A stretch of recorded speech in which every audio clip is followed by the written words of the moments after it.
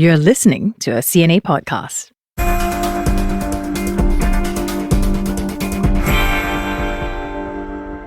It was the centerpiece of Indonesian President Prabowo Subianto's election campaign. Feed 90 million children and pregnant women, combat stunted growth and malnutrition one plate at a time, while also increasing the salaries of farmers. Indonesia has officially launched its first nationwide free meal program today. It is aimed at providing nutritious meals to school-aged children.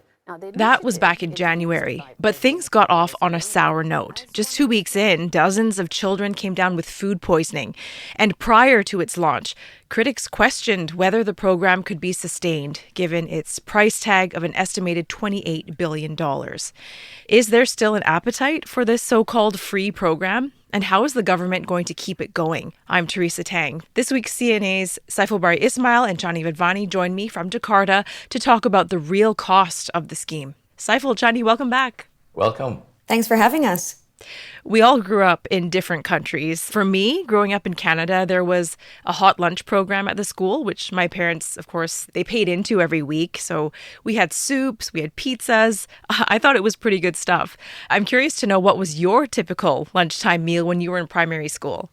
Wow, Teresa, soups and pizzas for lunch. I'm quite envious of Canadian school kids, right? In Singapore, where I grew up, we don't have a free meal program, but I do remember a milk program in primary school when I was probably about 8 or 9 years old.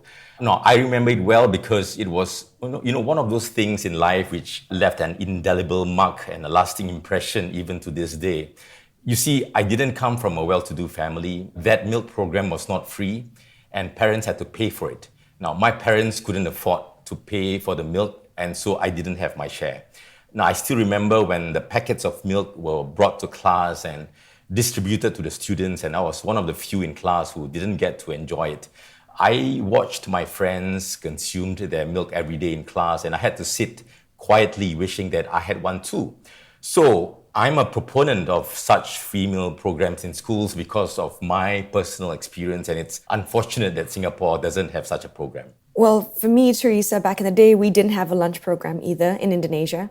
And so I used to bring food from home. And I would bring simple things like nasi goreng or fried rice. But I also remember that I loved to snack on otak-otak that the street food vendors would sell right outside our school. And it was this delicious otak-otak that we, back then when you're a child, everything is delicious as long as it didn't come from home, as long as you get to buy it outside. And so it was this delicious otak-otak that we ate with peanut sauce using a toothpick. I agree with Saiful, though. I do think a free lunch program at school is very beneficial and would help many. Yeah, it's amazing how clearly we remember what we ate as children.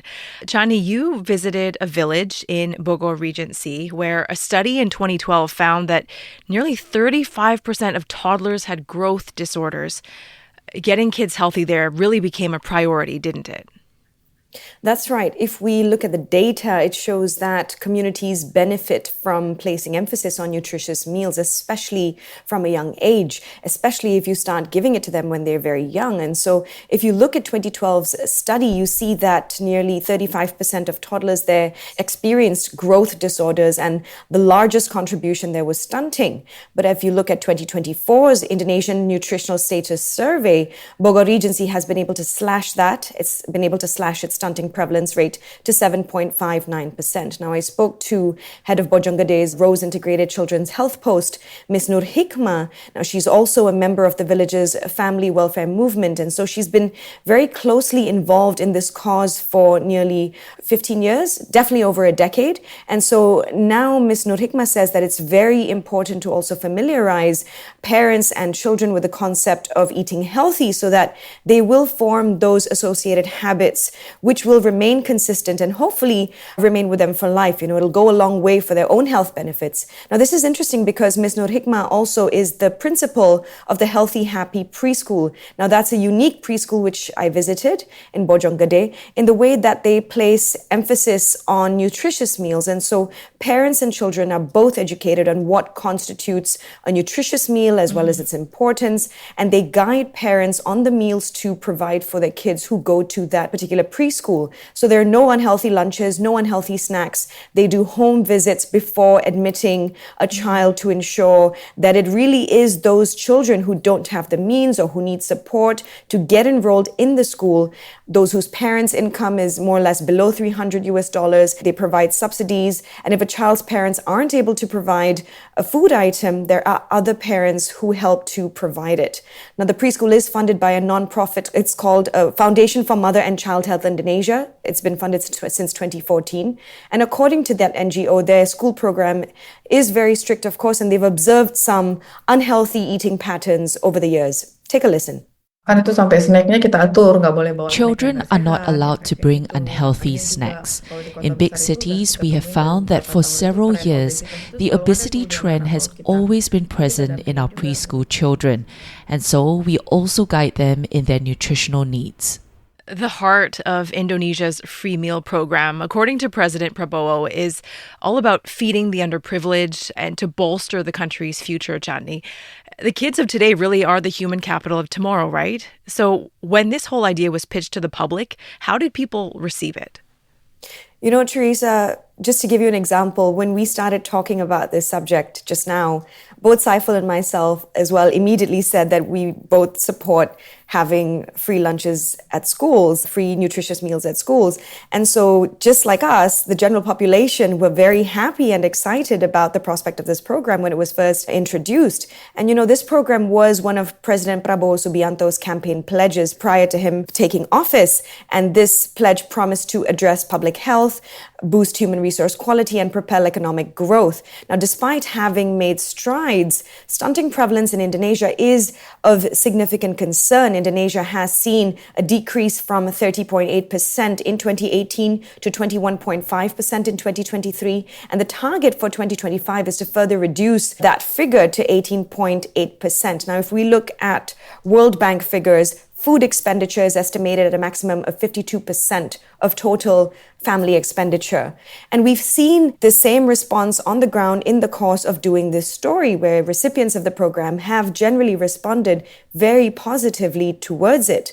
Of course, the rollout has not been without its fair share of hiccups, which means that there have been cases of food poisoning. The budget has also been reduced. What started out as targeting the meals to reach those who don't have the means, those in the outermost areas, and those at the forefront who require it the most, that target has also evolved by the time the program has launched.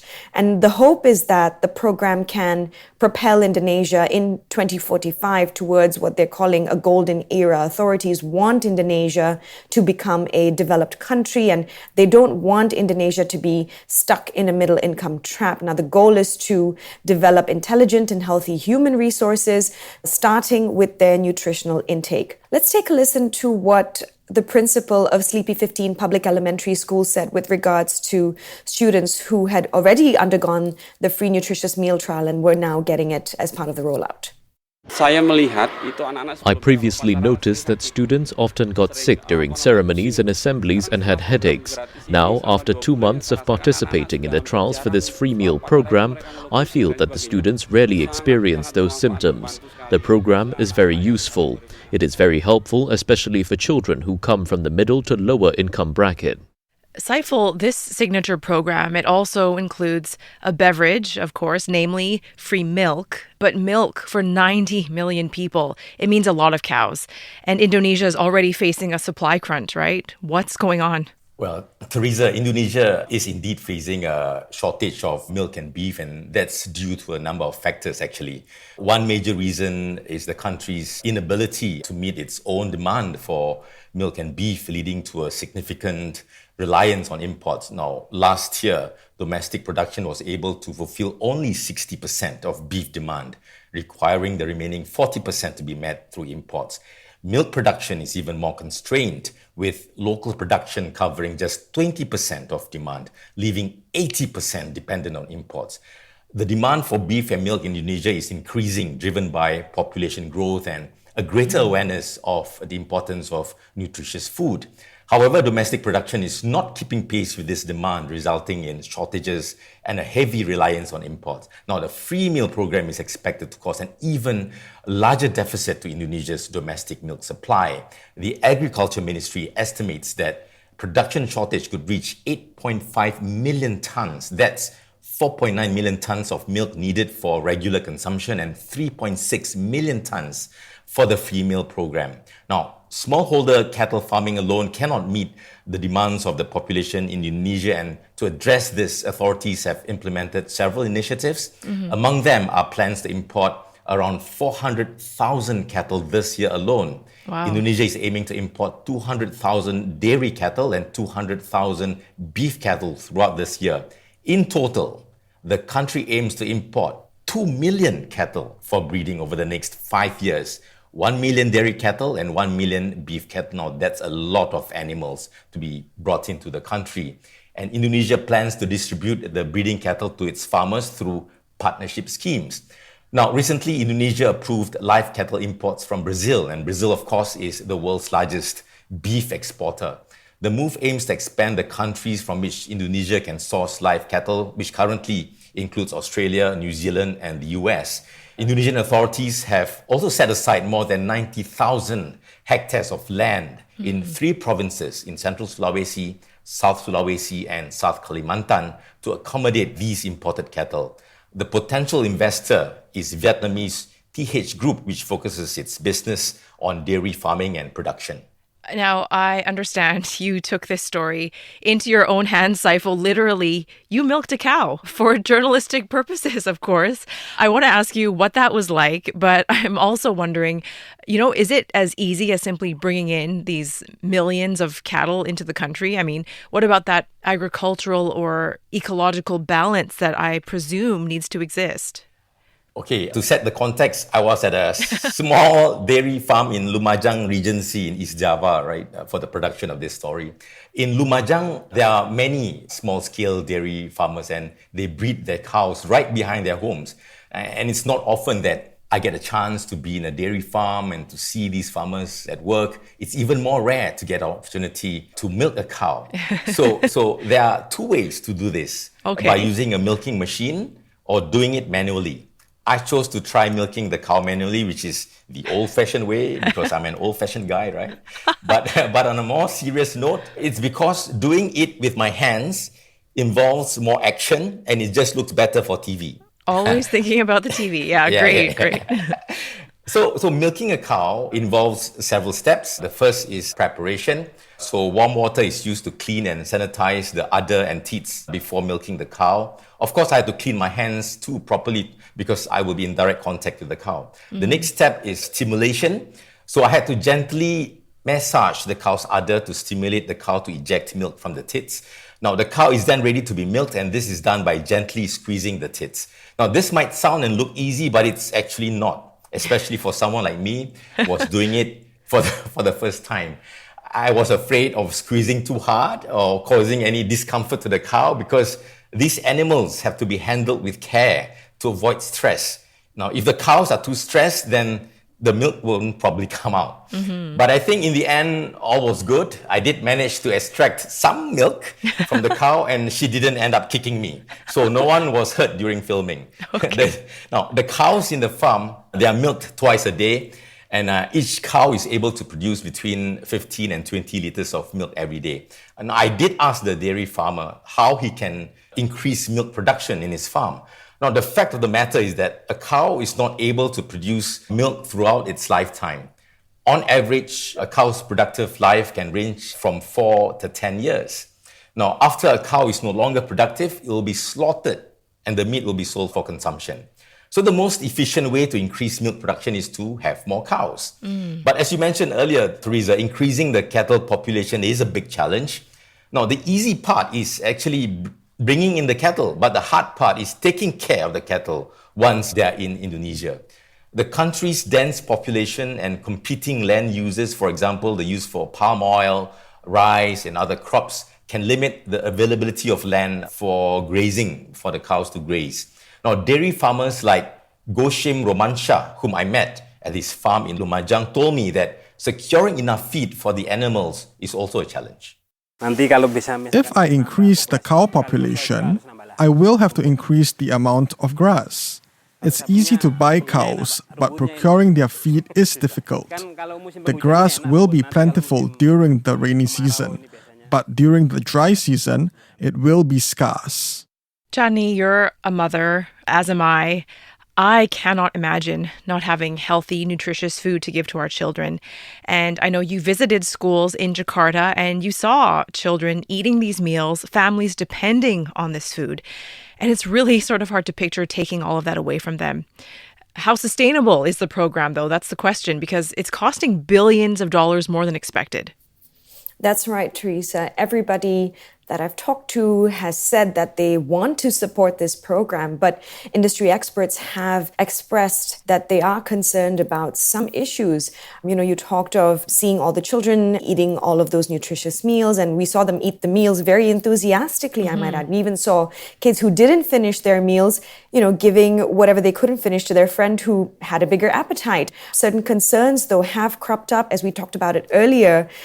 Food poisoning cases did sort of taint this rollout of these nutritious meals. And so industry experts are also concerned moving forward, how authorities plan to, what sort of measures they want to take to avoid more cases of food poisoning, for example, because they're cooking the food at dawn. Staff are going in as early as 2 a.m. to do the prep, and then they're cooking the food. And then by the time it's being distributed, it's the earliest it's being distributed is 7 a.m. So kids are not eating, and then they're not eating it at 7 a.m. The earliest kids are eating it is at 8 a.m. and then at 10 a.m. and then noon and so on and so forth. And if they're not eating it and they're taking it home, that means that they're eating it, consuming it much later compared to, say, from the time that it was first cooked. So hygiene is certainly one cause of concern, which authorities have said that they are working to address it and to make sure that, hygiene is of utmost priority. And then, of course, a bloated budget. Now, during the presidential campaign, President Prabowo promised to prepare a budget of some 460 trillion rupiah per year for the free lunches. Now, the Jokowi government allocated 71 trillion for this nutritious meal program. Now, $4.5 billion from the state budget was initially allocated for 2025. Each meal was supposed to cost about $1, but then that was cut down to about 60 US cents per person. And the goal essentially was to fully implement this program over the next 5 years to reach 82.9 million Indonesians by 2029. Now, at this point, the budget has more than doubled, and the government will inject an additional $6 billion through budget cuts to reach that 83 million Indonesian target this year. And so, for the first time since 2021, Indonesia posted a budget deficit in February due to a double-digit drop in state revenues. And of course, all of this put the spotlight on President Prabowo Subianto's populist programs. Before we go, Saiful, should this program continue, the issue of the supply of protein and supply of milk, it will continue to dog authorities. So besides cows, what other sources are being considered here? Yeah, Teresa, there have been discussions on finding alternatives to cow's milk as a source of protein. Authorities are mulling the use of fish milk, which is made from fish, of course, processed into powder form and turned into liquid and flavored to hide its fishy origins. Now, to be honest, I don't know how it actually tastes like, because I have not tried it myself. But critics said fish milk might not be the best alternative for children, given how it could contain high sugar levels and considering there's insufficient scientific knowledge on its long-term health benefits. But its supporters have pointed out how the product can be an environmentally friendly alternative to cow's milk, which generally requires more resources to produce. Now, the National Nutrition Agency is also considering including, get this, insects such as grasshoppers in the free meal program menu in some regions as alternative. Saiful, never thought about that. But these are just plans. They've not started doing it or implementing it. They're just talking about it. Because the Indonesian government realizes the massive and immense task ahead, right, in trying to effectively and efficiently implement the free meal program, not only this year, but for the next 5 years. Observers said that the biggest challenge facing this program is how to bridge ambition with reality. It's perfectly all right to have big ambitions and to have big dreams, right? To have big goals, and providing free nutritious meals to school children and vulnerable groups reflects a powerful commitment. But the feasibility of such an ambitious program must be carefully scrutinized, given Indonesia's diverse geography, economic disparities, and infrastructural challenges. Now, there are also questions about what will happen to the free meal program after 2029. Observers said the long-term fate of the program will depend on how successful it can be implemented in the next few years. Now, if the program is a success, then Mr. Prabowo's administration may want to consider making it permanent by establishing a legislative framework so that future governments can continue the program. On a personal note, I think in principle the free meal program is a good and noble initiative. I'm speaking from a personal perspective about my experience in school, which I've shared earlier. Now, having access to meals should be a right for every student, and the simplest way to go about doing so would be to provide free school meals. This will ensure all students will have the nutrition they need and will benefit students of all income groups. It promotes inclusivity. It doesn't matter if you're rich or poor. Every student in the classroom will get the same kind of food. Now, such an environment where differences are minimized will also break down social barriers and promote social cohesion and bonding among students. It also reduces stigma. Now, when all students receive free meals, it reduces the stigma associated with receiving financial assistance. And this promotes a sense of equality. Now, President Prabowo Subianto recognizes the value of the free meal program, and that's why he has made it one of his priority programs. The stakes are also very high for Mr. Prabowo, who has told Indonesians not to nominate him again for president in 2029 if his programs fail. Mr. Prabowo has remained unperturbed by the challenges and has given instructions to accelerate the program. Let's have a listen to what he has to say. It is logistically difficult to provide nutritious meals immediately to all people. For that reason, I, Prabowo Subianto, President of the Republic of Indonesia, apologize to all parents and children who have not received them. However, I am certain that in 2025, by the end of 2025, all Indonesian children will receive nutritious meals. This program, it seems well-intentioned, but as we all know, the saying goes, there is no such thing as a free lunch. Chandni and Saiful, thank you so much for this. Thank you, Teresa, for having us. Thanks, Teresa. To watch Saiful and Chandni's reports from Indonesia, past and present, just head to YouTube and CNA.Asia. There are also TV episodes of CNA Correspondent every Wednesday. They're at 9:30 p.m. Singapore, Hong Kong time. The team behind this episode is Saya Win, Clara Ong, Crispina Robert, and Craig Dale. I'm Teresa Tang. Join me again next Wednesday for a new episode. Bye for now.